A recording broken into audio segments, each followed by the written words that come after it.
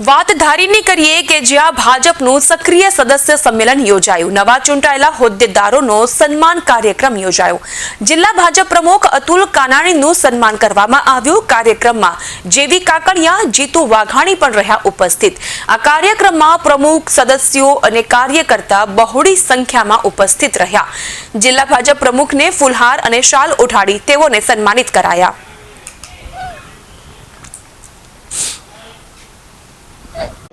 સમગ્ર દેશમાં અને રાજ્યમાં ભારતીય જનતા પાર્ટી 6ઠી એપ્રિલ સ્થાપના દિનની ઉજવણી થઈ રહી છે। એ નિમિત્તે વિવિધ કાર્યક્રમો બુથથી માંડી વિધાનસભાથી માંડી જિલ્લા સ્તરના થઈ રહ્યા છે।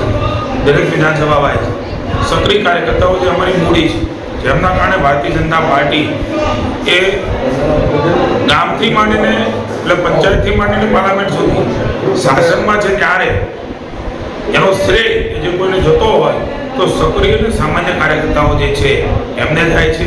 એટલે એમનું સંમેલન, સ્નેહ મિલનનો કાર્યક્રમ જે થઈ રહ્યો છે ત્યારે ધારી મુકામે અમરેલી જિલ્લામાં ભાઈ શ્રી અતુલભાઈ કાનાણી જિલ્લા પ્રમુખના અધ્યક્ષ સ્થાને માનની શ્રી જેવી કાકડિયાની વિશેષ ઉપસ્થિતિમાં ધારાસભ્યશ્રીની આ એક સંમેલન અપેક્ષિત કાર્યકર્તાનું યોજાણું છે અને લગભગ 100% જેટલી હાજરી એ સક્રિય કાર્યકર્તાઓની ભારતીય જનતા પાર્ટી માટેનું કમિટમેન્ટ બતાવે છે।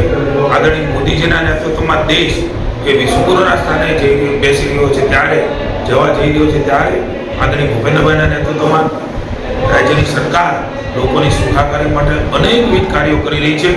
મને આનંદ છે કે ધારીમાં વિકાસની નવી પાંખો કે ભાઈ શ્રી જેવીભાઈ અને ભારતીય જનતા પાર્ટીના સૌ આગેવાન કાર્યકર્તાઓના પરિશ્રમને મહેનતથી ભૂપેન્દ્રભાઈને નરેન્દ્રભાઈના નેતૃત્વમાં ધારીનો પણ વિકાસ એ ખૂબ ઝડપે વધારે થઈ રહ્યો છે ત્યારે સૌ કાર્યકર્તાઓએ સંકલ્પ કર્યો છે હજુ પણ ભારતીય જનતા પાર્ટીનો વિચાર જ્યાં નથી પહોંચ્યો ત્યાં પહોંચાડીને ભારતીય જનતા પાર્ટીને વધારે મજબૂત બનાવીને આગામી દિવસોમાં જનતાની સુખાકારીના લોકકલ્યાણના કામો અમારા દ્વારા થાય એનો સંકલ્પ પણ કર્યો છે। હું સૌ કાર્યકર્તાઓને ખૂબ ખૂબ શુભકામના આપું છું। સર, ધારીમાં વિકાસના નામે તો કંઈ છે અને ઉદ્યોગ પણ નથી કોઈ જાતના। રત્ન કલાકારોના જ્યારે ધંધા ભાંગી ગયા છે તો પર્યટક તરીકે ધારીને વિકસાવવામાં આવે। ધારીમાં એક સફારી પાર્ક છે, બીજા સફારી પાર્કની પણ માગણી કે ભાઈ જેવી કાકડિયાએ કરી છે। હું આપના ધ્યાન પર મૂકવા માગું છું કે આજથી 15-20 વર્ષ પહેલાંનું ધારી, એમના રસ્તાઓ, એ ગામની સુવિધાઓ, એ પાણીની સમસ્યાઓ, એ વીજળીની સમસ્યાઓ, કે રોડની સમસ્યાઓ, આરોગ્યની સમસ્યાઓ, શિક્ષણની સમસ્યાઓ, એમાંથી પીડાતું ધારી એ આપણે જોયું છે। ભૌગોલિક રીતે આપણે સૌ જાણીએ છીએ પ્રમાણે સિંચાઈની સમસ્યાઓથી પણ પીડાતું હતું। આજે એમાંથી દૂર થયું હોય તે ભારતીય જનતા પાર્ટીના શાસનમાં થયું છે।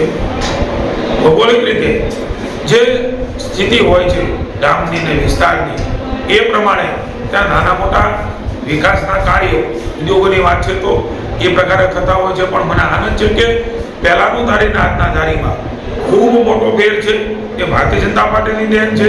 હજુ પણ કાંઈ કરવાનું બાકી હશે તો ભારતીય જનતા પાર્ટી ભાઈ શ્રી જેવી કાકડિયા અને ભૂપેન્દ્રભાઈના નેતૃત્વમાં ધારીમાં ખૂબતું કરવા માટે કટિબદ્ધ છે।